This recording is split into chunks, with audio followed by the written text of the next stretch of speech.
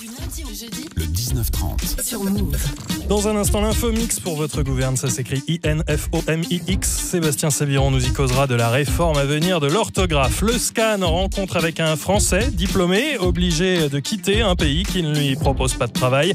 Il va s'installer en Belgique. Il a parlé à Farida Nouar. Avec nous ce soir, l'ombre de Cécile que le Zéphyr soulève flotte légèrement comme l'ombre d'un rêve. Stan Gusman. Tu veux me pécho? Pressons ce soir, j'ai tiré le portrait du ministre de l'économie, du gouvernement socialiste, ce même gouvernement qui subventionne la maison de la radio et donc paye nos salaires. Mais dis donc, il est pas génial ce ministre. Belle muse païenne au sourire adoré, son front resplendit sous un pampre doré. Lise Pressac. Un ministre de moins de 25 ans, c'est pour bientôt, pas en France, mais aux Émirats Arabes Unis. C'est un feu qui s'allume alors que lui, le jour où notre regard luit comme un céleste feu. Julien Chiez. Eh bien oui, vous aimiez Astro le petit robot, eh bien ce n'est plus de la fiction, il débarque, mais au Japon. Et puis notre invité ce soir est un grand pianiste, 3e prix du Conservatoire d'Amiens, mais difficile de s'insérer professionnellement. Il a dû se reconvertir dans une carrière de ministre de l'économie. Emmanuel Macron, bonsoir, vous êtes en train de vous installer. Le ministre arrive, Vous êtes là. Marseillaise. Vous venez présenter l'événement fier de nos jeunes talents, une sorte de salon de recrutement éphémère qui aura lieu demain à Bercy. Vous-même, vous avez dû attendre 2 ans avant d'être recruté dans le gouvernement. Est-ce que vous avez été victime de discrimination ? Non, je crois pas qu'on puisse dire ça. Réagissez J'ai sur, jamais eu ce problème. réagissez sur Twitter, vos questions à Emmanuel Macron, vos témoignages, vos Banana Challenge. Pour tout ça, un seul hashtag à retenir, hashtag MoveRedac. Emmanuel Macron, ça vous fait quand même quelque chose, cette histoire de réforme de l'orthographe. Vous êtes prêt à faire le deuil du i de oignon ? Écoutez, je pense que ça va vers une modernisation de la langue. Après, ça a été validé, si j'ai bien compris, par l'Académie française en plus. Donc, on a toutes les garanties. De toute façon, si j'ai bien compris, on ne sera pas obligé d'appliquer les nouvelles orthographes. Ce sera juste 2 possibilités Exactement, différentes. une licence. Vous venez vous exprimer ici à Move, radio jeune du service public. Vous vous adressez à des auditeurs dont une grande partie n'ont peut-être pas encore l'âge de voter, mais qui s'en approchent. Donc, on peut peut-être faire un peu de pédagogie. C'est quoi la différence en politique entre la gauche et la droite ? C'est une question d'importance qu'on donne à certaines priorités. Lesquelles ? On est plus préoccupé de justice sociale quand on est à gauche. On est européen par conviction. On est attaché à la liberté, mais aussi beaucoup à l'égalité quand on est à gauche. Et donc l'égalité, ça veut dire quoi ? Ça veut dire que on est attaché à ce que le système public vous redonne des chances à tous les moments importants de la vie. Donc l'école, c'est très important pour aider à former les uns et les autres. Et on ne donne pas, je dirais, cette responsabilité avant tout à la famille. On essaie de gommer ces décalages au départ. On essaie de remettre tout le monde sur la même ligne. Et puis, quand il y a des accidents de la vie, et c'est pour ça qu'on croit à la socialisation des risques, comme on dit. Ça veut dire quoi ? Au fait qu'il y a une solidarité qui doit se mettre en place pour protéger les individus des moments les plus difficiles de la vie. On verra tout à l'heure comment cette solidarité est perçue par le monde du hip-hop. Quelle est également la différence entre la gauche et la gauche ? Je veux dire, entre tous ceux qui ont claqué la porte du gouvernement et ceux comme vous qui restent. Après, on peut claquer la porte d'un gouvernement quand on a un désaccord dans son domaine de compétences. C'est ce qu'a fait Christiane Taubira, Par exemple. sur la déchéance de la nationalité. Ça ne veut pas dire pour autant que toutes celles et ceux qui restent dans le gouvernement pensent la même chose sur tous les sujets.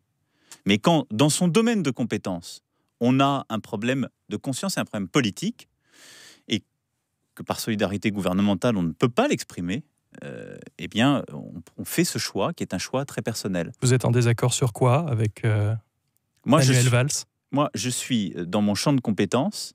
Je ne vais pas m'exprimer librement sur ce sujet, parce que je suis ministre aujourd'hui. Donc, ce que je peux dire, c'est que dans mon champ de compétences, je pousse pour aller plus loin, pour pousser, vous le savez, certaines réformes, pour essayer de bousculer des choses. Je trouve parfois qu'on pourrait aller plus vite, plus fort.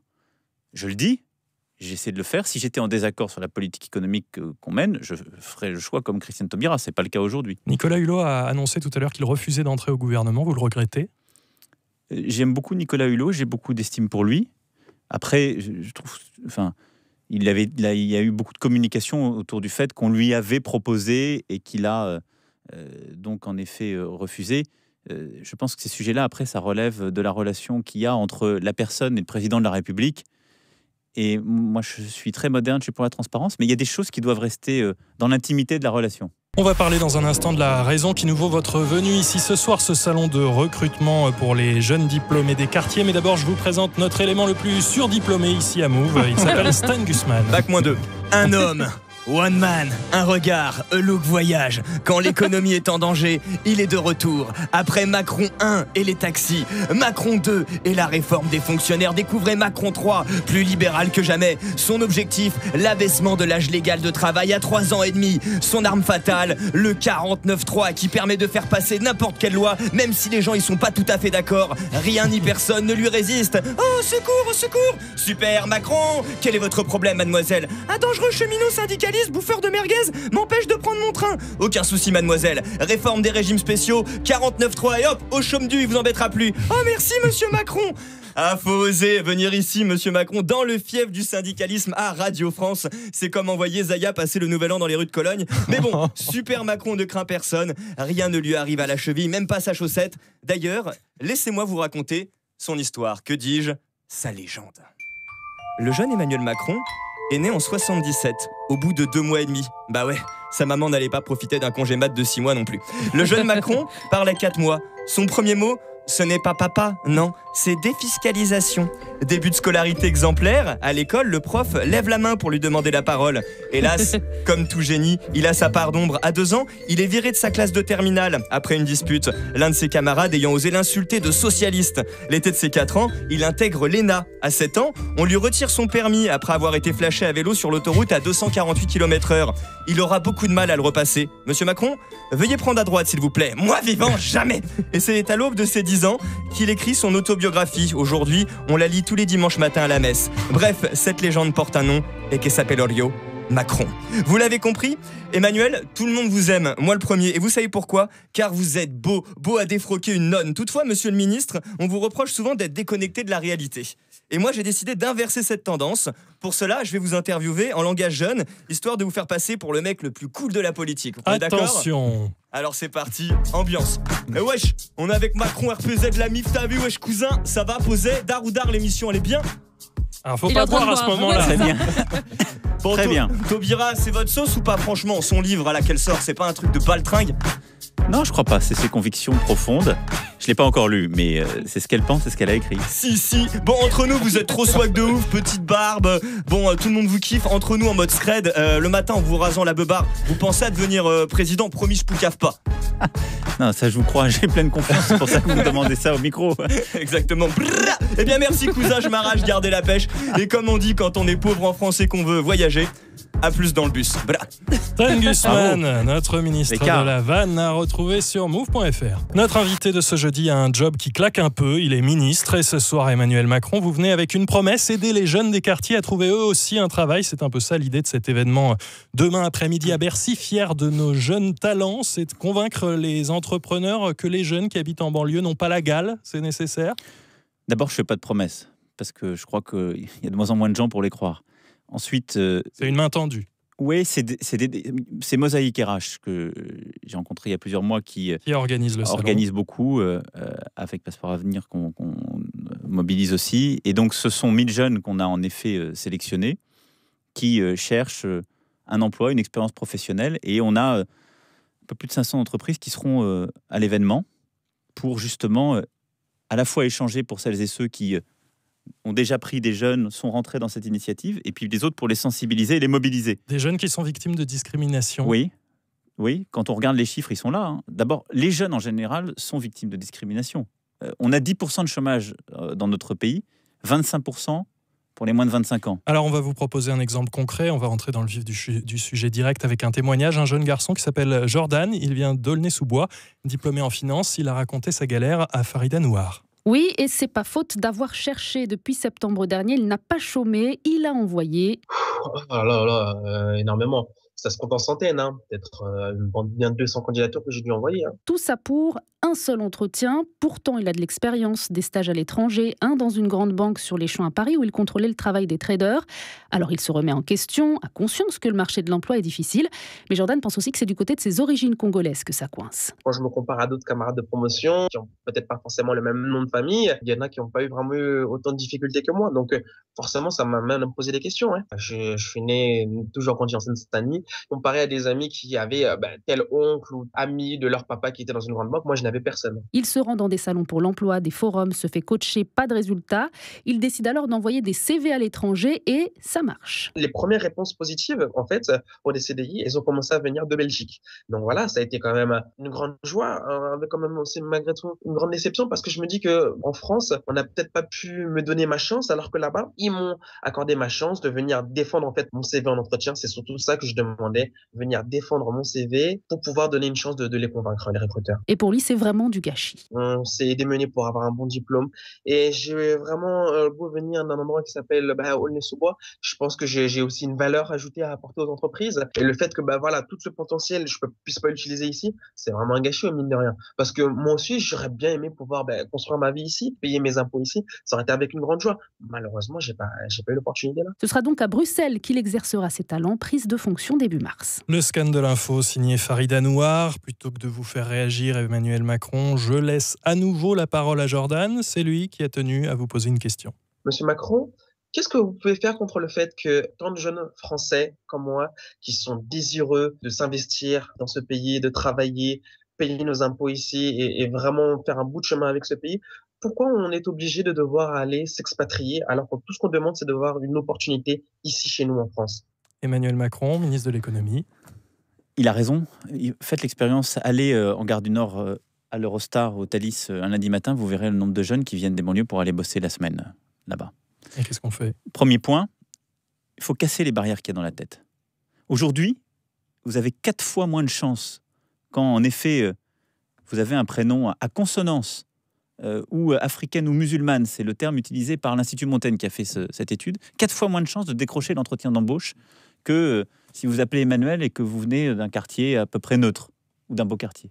4 fois moins de chances. Donc ça, c'est dans la tête. Ce sont des barrières. Ça sert à ça le salon demain? Ça Donc, sert à ça sert aussi à les ça. patrons? Mais ça sert à montrer ce qu'il dit, d'ailleurs l'illustre très bien, il y a des talents, de l'énergie, une volonté de s'en sortir dans les quartiers. Et la maladie française, c'est quoi? C'est une forme de ghettoisation des esprits. C'est-à-dire, on a dit, nous, on fait notre boulot à l'égard de ces jeunes. Vous savez quoi? Puisqu'on fait des politiques publiques, c'est super. Ils ont le RMI, maintenant le RSA, ils ont des aides, on refait les barres d'immeubles, mais c'est pas ce qu'ils veulent.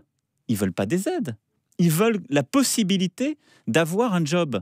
Et comme il n'y en a pas dans leur quartier, puisqu'il y a assez peu d'entreprises qui ont ouvert dans leur quartier, de pouvoir avoir un job à la Défense, s'ils sont dans la région parisienne, ou à Paris, ou dans le centre-ville, ailleurs. Et donc ça, c'est une barrière psychologique, culturelle qu'il y a dans les entreprises. Et tous ces jeunes qui deviennent VTC avec Uber ou autres et qui gagnent une misère, honnêtement, est-ce que c'est pas une défaite pour l'économie française? Mais moi, je suis pas du tout sur cette ligne-là, parce qu'on ne peut pas non plus tout réinventer. Ils gagnent une misère, mais posez-vous la question de savoir pourquoi ces jeunes préfèrent aller rouler sur Uber que plutôt tenir les murs chez eux. Pourquoi? Parce que c'est de la dignité, c'est une première expérience professionnelle. Et ils ne gagnent pas forcément une misère. Ils gagnent moins que le SMIC horaire quand on voit le nombre d'heures qu'ils bossent. Peut-être, mais posez-vous la question de savoir pourquoi on ne leur a pas offert d'autres opportunités. Moi, c'est pour ça que je respecte très profondément les taxis. J'entends les problèmes de concurrence qu'il y a déloyale, en particulier pour les jeunes ou les nouveaux entrants sur le marché des taxis, c'est-à-dire ceux qui ont payé leur plaque il y a quelques années et qui ont encore à la rembourser. Mais les VTC, c'est une opportunité dans ces quartiers. Puis c'est pratique, c'est un peu débrouillez-vous. Mais non, c'est pas débrouillez-vous. C'est pas débrouillez-vous. Mais la vérité, c'est que l'entrée avec un CDI au SMIC ou au-dessus du SMIC pour les jeunes, je suis désolé, on ne sait pas l'offrir. Donc moi, dans mon fauteuil au ministère de l'économie, je devrais dire, c'est pas bien, il faut pas faire ça, il faut pas aller chauffeur VTC, démerdez-vous pour trouver un CDI dans un grand groupe. Ça n'existe pas, on n'y arrive pas. Donc il faut en même temps, il faut pousser les grands groupes, il faut développer le testing, ce qu'on va faire dans quelques semaines, et pénaliser ceux qui font de la discrimination. Il faut ensuite montrer surtout que ces jeunes, c'est une opportunité pour les entreprises françaises. C'est de l'énergie, c'est du talent, c'est de l'inventivité, c'est des gens qui vont plus vite, qui sont différents aussi des compétences qu'on peut avoir dans l'entreprise aujourd'hui. Et en même temps, il faut qu'il y ait d'autres opportunités qui soient offertes aux jeunes. Donc oui, l'entrepreneuriat, oui, d'aller sur les VTC, oui, tout ce que je vais annoncer dans quelques semaines sur les nouvelles opportunités économiques, avec la possibilité de monter son business plus facilement quand on est un jeune, c'est aussi important. Et parce c'est pour ça que vous en invitez un millier demain. Oui, et je veux juste vous dire, parce que moi j'entends votre point sur les VTC, mais à la fin, c'est ni vous ni moi qui avons à juger. Ce que je sais, c'est que s'il fait 2 ans VTC, c'est mieux pour trouver un CDI que s'il est 2 ans à toucher le RSA dans son quartier. Du lundi au jeudi, 19h30-20h. Le 19-30 sur Move. Emmanuel Macron, est-ce que vous êtes fort en blind test ? Ça dépend Je sur ne vais quoi. pas faire le chacal et vous tester sur notre playlist, mais je voudrais vous faire écouter quelques paroles de morceaux de hip-hop sortis dans l'année. Ils en disent long, à mon avis, sur la façon dont la classe politique est perçue aujourd'hui par la jeunesse. Tout là-haut, dans leur tour d'ivoire, fiers comme des coqs qui font peine à voir le changement dans leur slogan, dans leur discours. Pour ce qui est du passage à l'acte, on verra ça un autre jour. Le cauchemar de la France devant vous pour attiser vos peurs, c'est le gouvernement qui vous bluffe encore. Bientôt les oligarques devront faire face à des anarchistes. J'en avais des idées pourtant, mais voter, c'est décider de qui va décider pour toi. Et y a plus d'aventure, les zones sont quadrillées. Même les professeurs ne sont plus bons qu'à trier. Alors faudra me dire quel espoir d'avenir pour un gamin qui part dans le bâtiment en 4e, hein. C'est de la communication, on communie et on cautionne comme ces escrocs que la foule ovationne. Ils s'étonnent de la montée de l'extrême qui nourrissent au quotidien de leur connerie suprême. Aujourd'hui nous parle d'identité nationale, d'Europe, etc. Pendant que la jeunesse ne sait plus où elle va. Dans l'ordre, HK et les saltimbanques, McTayer, Necfeu et Soprano, qu'est-ce que vous avez à leur répondre ? Vous pensez que vous réussissez à vous faire entendre auprès de la jeunesse ?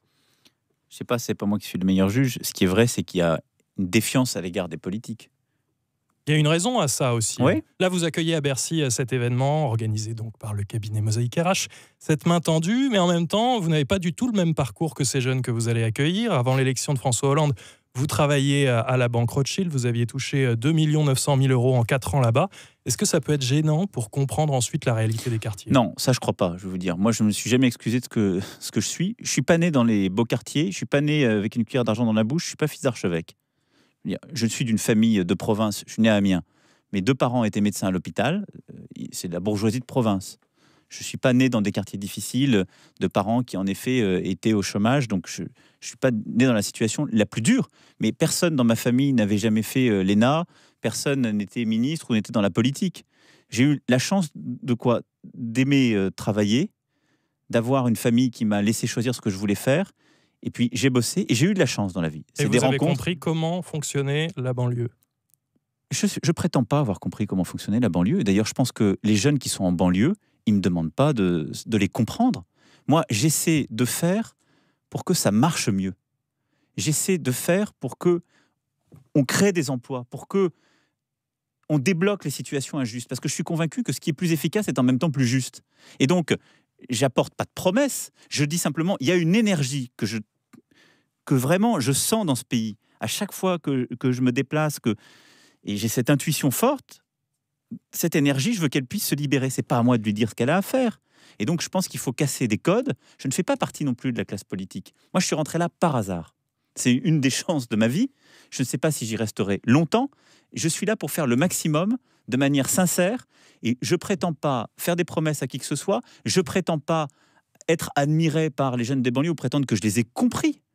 Personne ne peut prétendre ça. Mais ce que je pense aussi, et c'est ça la République, c'est qu'on n'a pas besoin d'être un jeune de banlieue pour comprendre forcément ce qu'est la banlieue ou faire des choses qui sont utiles pour elle. Mes camarades ont aussi des questions à vous poser. Stan Gusman. Moi, je vais vous parler d'un secteur économique très porteur. À la une des Arocs cette semaine, voilà. Les Arocs interpellent le président Hollande sur l'utilité de la dépénalisation du cannabis. Alors, on le voit sur la photo, il est en train de fumer un sdar, comme on dit. Et la question que je vous pose, c'est est-ce que vous êtes pour ou contre la dépénalisation du cannabis? Je pense que ce n'est pas une question naïve, je n'ai pas la réponse intelligente à vous donner. Ce que je sais, c'est que la situation dans laquelle on vit aujourd'hui, elle est très hypocrite. C'est-à-dire que beaucoup en fument, que beaucoup en vivent, et que c'est l'un des problèmes. Et donc, le fait que ce soit interdit, ça crée des problèmes de délinquance et ça crée des problèmes économiques. Donc, il faut légaliser. Non, en même temps, à ce stade de mon information, ce que je lis, c'est que toutes les études de toxicologie, les médecins et les spécialistes disent qu'il y a quand même des risques ensuite de passer à des drogues plus dures. En tout cas, ce risque est accru. Le pneumologue Bertrand Dotzenberg, il dit justement dans ce magazine que ça ferait paradoxalement chuter la consommation. Oui, alors, il n'y a pas de consensus. Je ne suis pas un spécialiste. C'est des sujets compliqués, donc je ne suis pas là pour donner mon avis gratos. Alors, on y reviendra. Non, mais je pense que c'est un vrai sujet, en tout cas, qu'il faut poser. Mais il faut plutôt avoir un débat transparent en regardant tous les sujets, y compris scientifiques, plutôt que de vous envoyer au visage « je suis contre » ou « je suis pour ». Lise Pressac. Alors vous l'avez dit, vous êtes diplômé de l'ENA, de Sciences Po, vous avez un DEA de philo et vous avez été inspecteur des finances, banquier d'affaires, donc vous avez plutôt les compétences pour votre ministère, l'économie. Quand on sait à quel point les postes sont interchangeables et qu'à chaque remaniement c'est un peu le jeu des chaises musicales, qu'on peut un peu passer de l'écologie au Quai d'Orsay, est-ce que vous accepteriez un autre ministère que le vôtre ? Je tiens aux choses que je suis en train de faire. Donc, moi, je n'ai pas fait de carrière politique. Je ne compte pas rester des décennies dans ce métier, cet engagement. Donc, après, c'est le choix du président de la République. Mais moi, mon souhait, c'est de continuer à faire ce que je fais et de faire plus. Voilà. Pourquoi pas longtemps ça use ? Non, c'est pas ça. C'est que je pense que, justement, c'est pas une carrière. Je pense que ça doit être un engagement. Et ma conviction profonde, c'est que des gens comme vous, si ça les tente, devraient pouvoir s'engager beaucoup plus facilement dans la vie publique et politique. Par contre, je pense que quand on commence à s'inscrire dans la durée pour soi-même, on va essayer de pas trop s'inscrire dans la durée là parce qu'on a encore beaucoup de questions à vous poser. Je vous remercie, pouvez d'accord. suivre le 19-30 en direct vidéo sur move.fr. Le Hub. Le Hub. C'est terrible. Le Hub avec Julien Chiez, rédacteur en chef de Gameblog.fr. Alors ce soir, j'avoue que tu m'as pas donné beaucoup d'indices. Tu m'as dit que tu allais nous parler d'un jeu vidéo qui s'appelle Unravel. Tu dis le jeu vidéo le plus touchant. Qu'est-ce qu'il a de touchant ? Et il est extraordinairement mignon. C'est une petite pelote de laine. Monsieur Macron, je vous ai vu au CES modélisé dans un jeu vidéo justement avec une technologie française. Vous êtes joueur ? Non, pas tellement. Pour être honnête. Alors peut-être que celui-là va vous faire apprécier le jeu vidéo autrement. Là, il n'est pas question de tirer, de balles, de bruit.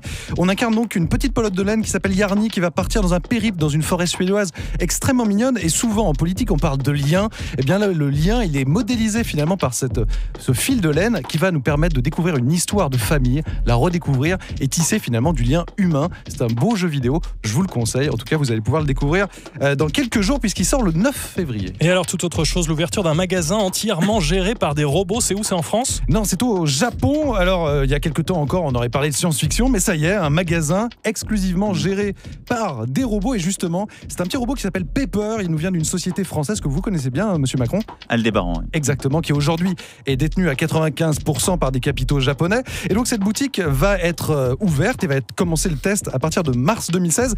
Rappelons quand même qu'en septembre dernier, au Japon toujours, un client mécontent, et ivre aussi au passage, avait agressé un robot dans une boutique japonaise, parce qu'ils en testent déjà. Alors, le droit des robots, est-ce que les politiques commencent à s'y intéresser ? Il y a Elon Musk, quand même, de Tesla, qui s'y intéresse, et on voit quand même que de nombreux analystes parlent de 5 millions d'emplois détruits par les intelligences artificielles et la robotique à l'horizon 2020. Réponse courte. Ça vous êtes terrible. Les robots, le numérique, le digital, ça détruit des emplois dans des tâches répétitives. Ça va en créer d'autres. En tout cas, ça va conduire à réinventer le travail. Donc ça crée des emplois très qualifiés, beaucoup plus innovants, qui vont être débarrassés des tâches répétitives, et ça va créer d'autres emplois peu qualifiés. La clé de tout ça, c'est qu'il faut penser justement le changement du travail. Le travail dans 15 ans, c'est pas du tout celui qu'on fait aujourd'hui. 19h50. Il faut pas résister à ce changement, mais il faut que chacun ait sa place, c'est le plus important. Allez, excusez-moi, mais il faut quand même vous raconter cette incroyable histoire du soir. Lise Pressac, Emmanuel Macron, vous n'êtes pas bien vieux, mais alors vous êtes loin des critères de recrutement des Émirats Arabes Unis.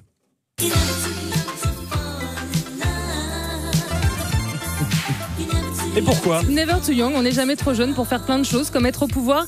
C'est en tout cas ce que pense le cheikh Mohamed Ben Rachid Al Maktoum. Alors, il est émir de Dubaï, Premier ministre, ministre de la Défense et vice-président des Émirats Arabes Unis.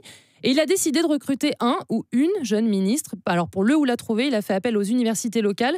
Sur Twitter, il explique qu'il a demandé à chaque université émirati de donner le nom de 3 jeunes hommes et de 3 jeunes femmes qui ont été diplômés ces 2 dernières années ou qui sont dans leurs dernières années d'études. Alors, il aimerait que ce futur ministre soit une personne de moins de 25 ans afin, je cite, de représenter la jeunesse, ses difficultés et ses ambitions. Pour lui, rien de plus logique que donner une voix et un rôle dans le gouvernement de la nation à cette jeunesse qui représente la moitié de la population des sociétés arabes. Et l'émir de poursuivre, la jeunesse a des espoirs et des rêves, des difficultés et des défis. Ils sont la cause de la réussite ou de l'échec des sociétés. Ils sont notre espoir pour le futur. C'est grâce à la jeunesse que le pays a été façonné et c'est elle qui le fait avancer. C'est notre trésor pour le futur. Alors avouez qu'un ministre de moins de 25 ans, ça peut quand même avoir de la gueule. Et vous serez sans doute d'accord, Emmanuel Macron. Je rappelle que du haut de vos 38 ans, vous êtes le plus jeune membre du gouvernement. Ça s'est joué à 1 ou 2 mois près avec Najat Vallaud-Belkacem et Sylvia Pinel. Alors ok, vous allez me dire, dans les jeunes, il y a aussi Axel Lemaire, Fleur Pellerin et Myriam El Khomri, mais on flirte quand même plus avec la quarantaine que la trentaine. Hein. Alors comment faire, Emmanuel Macron, pour rajeunir encore plus la classe politique ? Des jeunes talents, il y en a, mais comment est-ce qu'on leur fait de la place ? Je pense qu'il faut ouvrir le système des partis, beaucoup plus. Parce que si collectivement, nos corps intermédiaires se sont organisés pour empêcher les jeunes talents de monter trop vite, mais parce qu'on fait carrière. Et donc, on veut rester dans le système. C'est ce que vous disiez. Donc, je pense qu'il faut s'engager beaucoup moins longtemps et faire monter des jeunes beaucoup plus vite. Parce que quand vous croyez à vos idées, votre obsession, c'est que d'autres les portent après vous, sinon elles tombent. Donc, c'est ça. Vous en recruterez un ou deux dans le millier que vous recevez demain à Bercy, et puis comme ça, voilà, ça sera bien. Oui, et puis j'en ai déjà pas mal dans mon cabinet. Il y en a beaucoup qui sont plus jeunes que moi. Emmanuel Macron, merci d'avoir été avec nous. L'événement Fier de nos jeunes talents organisé à Bercy demain par Mosaïque RH. Et à vous tous, passez une bonne soirée. Ciao, ciao. Merci beaucoup. Vous écoutez Move. Move. Move. Move. Move.